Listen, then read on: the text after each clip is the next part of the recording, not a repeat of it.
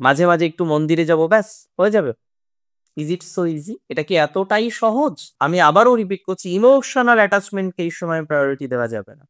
কবে কি হয়েছে, কবে কে কি বলেছে, কবে কোন জায়গাটায় ক্ষতি হয়ে গেছে, যা হয়ে গেছে হয়ে গেছে। আপনার অবশ্যই একটা বড় মাথা ব্যাথার কারণ।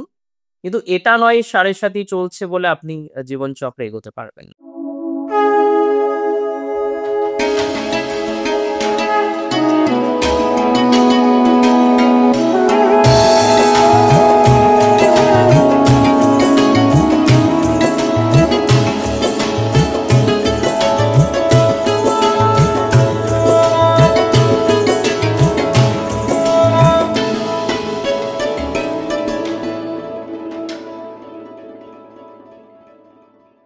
নমস্কার, জয় শ্রী গণেশ।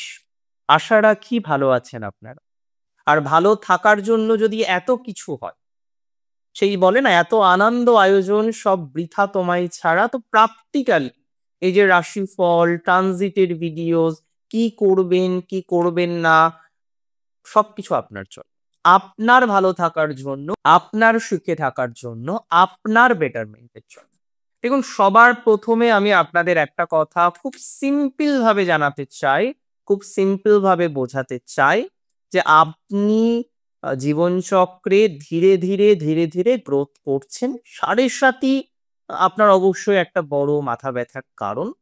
কিন্তু এটা নয় সাড়ে সাথী চলছে বলে আপনি জীবনচক্রে এগোতে পারবেন না। এটা নয় সাড়ে সাথী চলছে বলে আপনার পজিটিভিটির কোনো জায়গা নেই। এটা তো সম্পূর্ণ ভুল ধারণা। উপরন্তু সাড়ে সাথী চলছে। আপনাকে জীবনচক্রে নানা রকমের পজিটিভ ফলাফলও সাড়ে সাথী প্রোভাইড করবে বলে আমি মনে করি। উপরন্তু বিভিন্ন রকম ডেভেলপমেন্টের জায়গা আপনার জীবনচক্রে তৈরি হবে বলে আমি এক্সপেক্ট করছি। এবং ধীরে, ধীরে আপনি আরো বেশি পজিটিভ হতে পারবেন সেটা এক্সপেক্ট করছি। শনি আপনার রাশিতে এবং রাশি মিনস হেলথ। লগ্ন বা রাশি হেলথ, স্বাস্থ্য। আপনার অবয়ব, আপনি, আপনার সম্মান, আপনার প্রতিষ্ঠা প্রত্যেকটি বিষয়ের ক্ষেত্রেই শনির এই ট্রানজিট কিন্তু অনেক, অনেক, অনেক বেশি গুরুত্বপূর্ণ। 2026-এ শনি ট্রানজিট আপনার জীবনচক্রে বিভিন্ন রকম পজিটিভিটি বহন করে আনতে পারে বা আনতে চলেছে। দেখুন আমি কয়েকটি বিষয় আপনাকে খুব দায়িত্ব নিয়ে বলতে চাই। কয়েকটি বিষয় খুব দায়িত্ব নিয়ে আপনাদেরকে বলছি যে শনি ট্রানজিটে খুব খারাপ কিছু হবে না। শনি 28শে নভেম্বর তার গতি পরিবর্তন করবে। এই গতির যে কন্টিনিউয়েশন সেটি কিন্তু থাকছে 2026 প্রায় জুলাইয়ের শেষ পর্যন্ত। তার মানে 8 মাসের একটা ট্রানজিট। ভাবতে পারছেন যে শনি ডিরেক্ট, তবে রাশিতে। এটা নয় যে এটি আপনার জন্য খুব ভালো। এটা বলতেই পারবো না যে এটি আপনাকে সব দিক থেকে সেভ করবে। না, কখনোই তা নয়। তবে হ্যাঁ, এটা ঠিক বক্রগতির সময় শনির দ্বাদশে ইনক্লিনেশন ছিল, সেটা তো কমছে।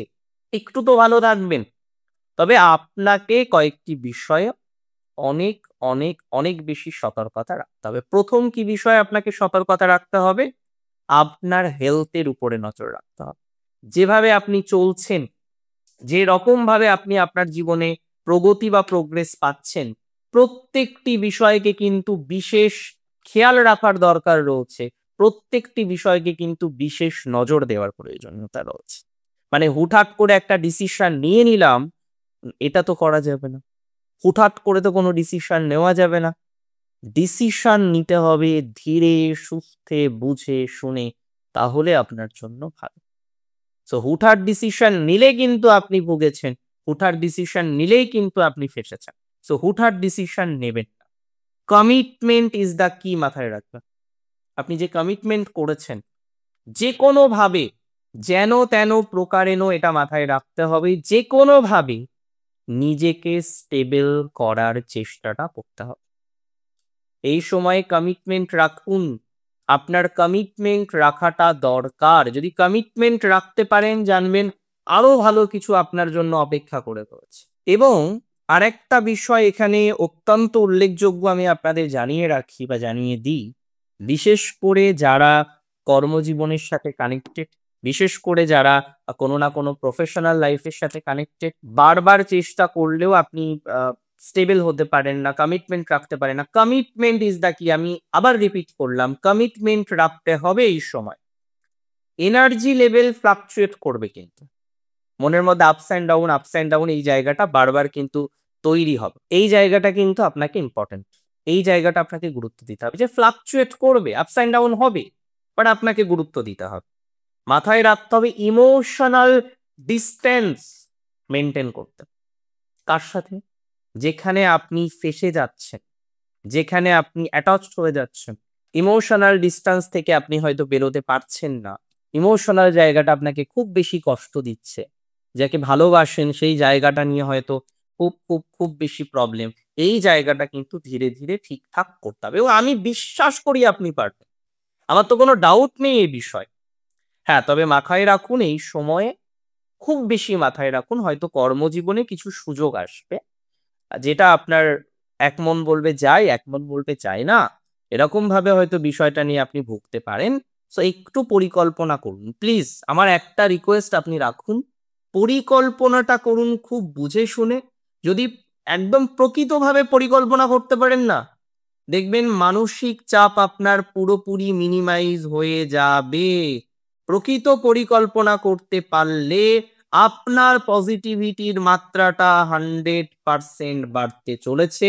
That's for very, very, very sure. সুতরাং মানসিক চাপটাকে কম নিতে হবে। কম নিলেই আপনার জন্য মঙ্গল, কম নিলেই আপনার জন্য অনেক বেশি পজিটিভ, কম নিলেই আপনার জন্য অনেক, অনেক, অনেক বেশি ডেভেলপমেন্টকে রিপ্রেজেন্ট করছে। এই সময় ফরেন ট্রাভেলের সুযোগ পেতে পারেন। তবে ফরেন ট্রাভেল করবেন কি করবেন না সেটা আপনার সম্পূর্ণ ব্যক্তিগত ব্যাপার। আমি এই বিষয়ে আপনাকে কোনো মতে এই মুহূর্তে দেব না।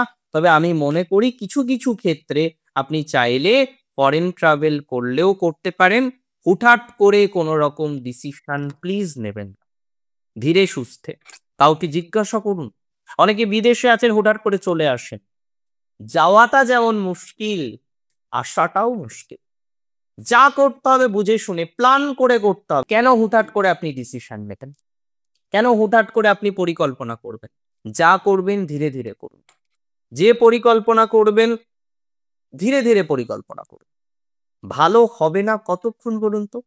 আমি আবারও রিপিট করছি, ইমোশনাল অ্যাটাচমেন্টকে এই সময় প্রায়োরিটি দেওয়া যাবে না। কবে কি হয়েছে, কবে কে কি বলেছে, কবে কোন জায়গাটায় ক্ষতি হয়ে গেছে, যা হয়ে গেছে, হয়ে গেছে।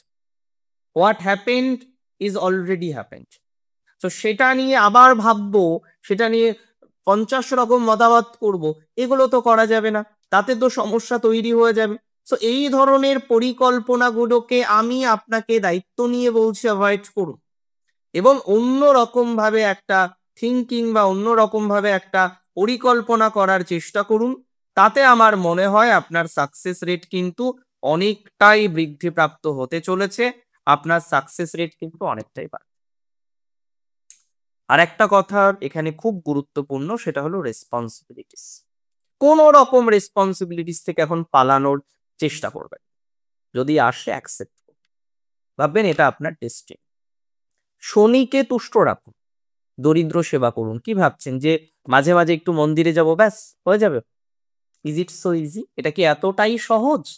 তাহলে মাথায় রাখতে হবে যে এই সময় আপনি যাই করেন না কেন পরিকল্পনা করে করতে হবে। আদারওয়াইজ আপনি কিন্তু সমস্যা ফেস করতে পারেন। দরিদ্র সেবা করুন। যাদের ঔষধের প্রয়োজন তাদের ঔষধ কিনে দেওয়ার চেষ্টা করুন। অনেককে একটু সাপোর্ট করুন। ঔষধ কিনে দিতে পারেন। দরিদ্রদের একটু পাশে দাঁড়াতে পারেন ঔষধ কিনে দেওয়ার মাধ্যমে, তাদের প্রয়োজনীয় জিনিস ক্রয় করে দেওয়ার মাধ্যমে। দরকার নেই যে শুধু ঔষধই ক্রয় করে দিতে হবে। প্রয়োজনীয় যে কোনো জিনিস তাকে ক্রয় করে দিন। যেটা তার প্রয়োজন, যেটা তার দরকার, আপনি চেষ্টা করুন তাতে তাকে সহযোগিতা করতে। এর ফলে কি হবে? এর ফলে লাভ বাড়বে। এর ফলে কি হবে? ডেভেলপমেন্ট হবে। এর ফলে কি হবে? অগ্রগতি হবে। স্যাটার্ন তুষ্ট হবে। আর পরিশ্রম is the commitment and hard work, both are the kiss. ভালো থাকুন আপনি। জয় শ্রী গণেশ।